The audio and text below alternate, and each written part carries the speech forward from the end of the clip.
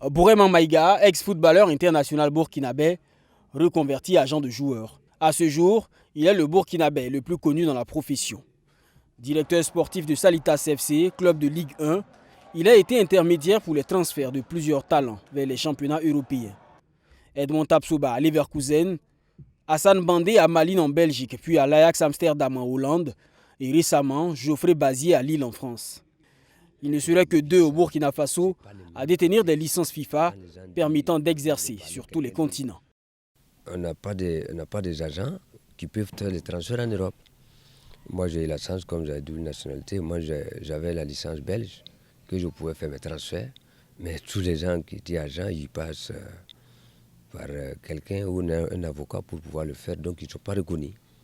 Voilà, ça je pense que c'est moi et Raïm, sur ce côté-là, qui avait l'occasion, parce qu'on a la chance quand même qu'on avait double nationalité.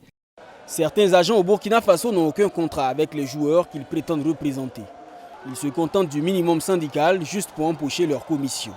Il arrive parfois que le footballeur se retrouve seul au moment où il en a le plus besoin. Par exemple, il y a beaucoup de gens, leurs joueurs signent contrat, ils ne sont pas là. Ça, normalement, c'est presque impossible pour que tu mettes tout ce qu'il y a en place pour que ça n'arrive pas. Voilà, moi déjà, mes avocats me trouvent partout là où un de mes joueurs doit signer et qu'on se retrouve là-bas, on met toutes les conditions nécessaires en place d'abord pour le joueur.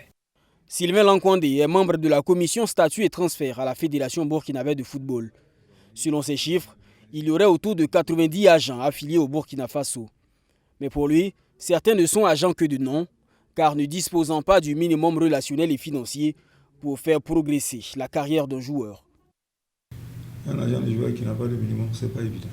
Parce que nous avons un joueur qui est là, qui joue par exemple à l'Alifo, où tu arrives à le club qui l'a invité, paye son billet d'avion, il va faire l'examen, il va faire le test, si ça marche, il reste.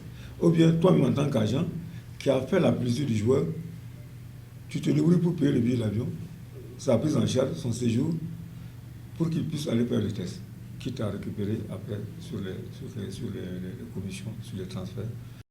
J'ai la chance, je n'ai aucun joueur qui n'a pas club. Depuis que j'ai commencé, j'arrive à m'en sortir.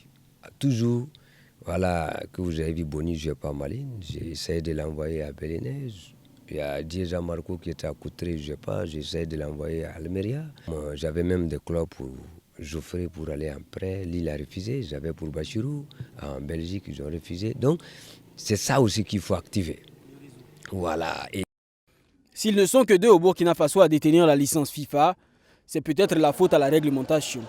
Depuis 2015, la FIFA permettait à chaque fédération nationale d'attribuer les licences d'agents. Mais les licences des fédérations nationales africaines n'étaient pas reconnues en Europe. Depuis janvier, la FIFA a donc décidé de rectifier le tir en uniformisant les licences d'agents. C'est que la licence sera une licence attribuée par la FIFA. Ça veut dire qu'il n'y aura plus de licence nationale. Et que la licence, quel que soit l'endroit où tu iras, tu pourras travailler avec la licence. Que ce soit pour un agent, un joueur burkinabé ou bien pour un joueur étranger, tu pourras exercer là où tu veux et comme tu veux. Les nouvelles dispositions de la FIFA prévoient aussi la réduction des commissions des agents. Un agent touchait entre 5 et 10% de commission sur les revenus bruts et sur le coût de transfert des footballeurs. Désormais, le pourcentage sera de 3%. Rien d'inquiétant, ce sont les clubs qui devraient en faire les frais, selon Bourema Maïga. Moi, je ne vois pas là où il y a la différence, parce que si mes joueurs, je vendais à 1 million, je vais le vendre maintenant à 3 millions. C'est le club seulement qui vont prendre le pot cassé. Parce que pour avoir plus, ce que tu gagnes, il faut quand même aussi augmenter, mais aussi il faut vendre beaucoup de joueurs. Moi, je dis, concernant un agent, il faut que par an, tu arrives à vendre quand même un joueur, si tu veux vivre de ça.